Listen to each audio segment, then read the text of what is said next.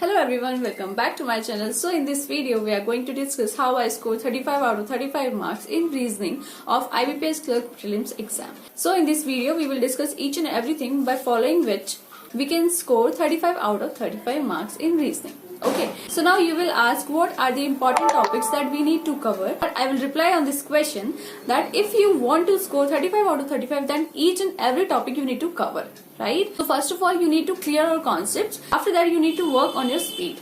Okay, so when you clear your concept first, your accuracy will improve, right? Without clearing concepts, if you will work on your speed, so your accuracy will fall, right? So that's why first of all you need to clear all your concepts and then you need to practice a lot in order to increase your speed, right? So what are the two main things? First is speed, second is accuracy, right? Let's suppose if you have attempted all the 35 questions, but your accuracy is not that good, so you can't achieve the 100% score, right? That's why you need to work upon your accuracy and speed also. Okay, what is the main third aspect? It is your strategy to attempt the paper, right? So we have three main aspects: speed, accuracy, and your strategy to attempt the paper. So first of all, we will discuss the syllabus with the weightage marks. Okay, first topic is puzzle and sitting arrangement. See, from this topic in clerk examination only, we will get 15 to 20 questions each year. And the second one is inequality. Okay, from inequality we are getting 3 to 4 questions each year. Third is syllogism. So from syllogism we are getting 3 to 4 questions definitely. And fifth one is blood relation. From blood relation we are getting 2 to 3 questions. And the fifth one is alphanumeric series. From this topic generally we have 3 to 4 questions in exam. And then direction and distance. From this topic we have 2 to 3 questions.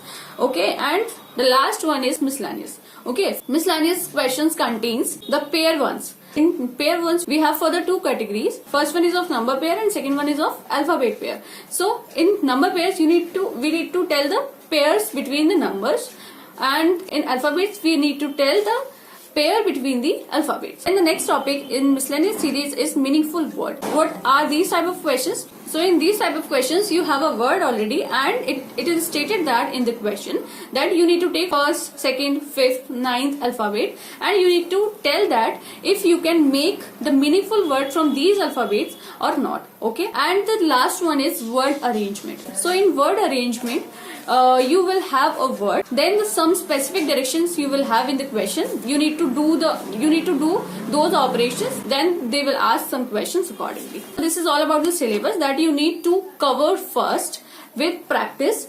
Okay, now the third main thing is how to attempt the test or paper.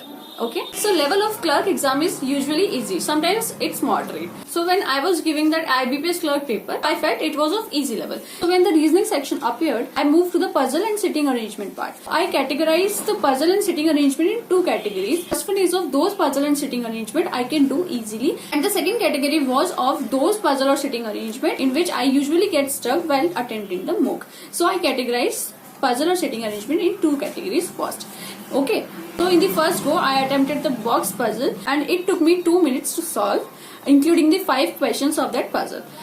In the second go I attempted the circular based sitting arrangement. I solved that puzzle including all the 5 questions in 3 minutes, and I marked for review that 2-liner sitting arrangement. After doing those 10 questions in 5 to 5.5 minutes, I solved 4 syllogism questions in 1.5 minutes, and 3 inequalities questions were there. They took me to solve 2 minutes. After that, I solved 5 questions of 3-digit numerical series in 2 to 3 minutes. I remember that after solving 21 questions, I was left with 9 minutes. So these 9 minutes I have to manage in that way that I could score more. So there was one puzzle of 5 questions, one blood relation of 3 questions, one direction and distance of 3 questions, and 2 of miscellaneous question. First one was of word arrangement and 1 question of pairing. Okay, after that I solved blood relation, and 3 questions of that blood relation I solved in 2 minutes. After that I was left with 7 minutes. So it was the time when I was thinking which question I have to choose, because if I choose the 2 linear sitting arrangement, and what if I could not solve it? That was the time to select the right question. So I chose to solve the 2 linear sitting arrangement, and fortunately I solved that 2 linear sitting arrangement in 3 minutes. So at that time I was left with 4 minutes.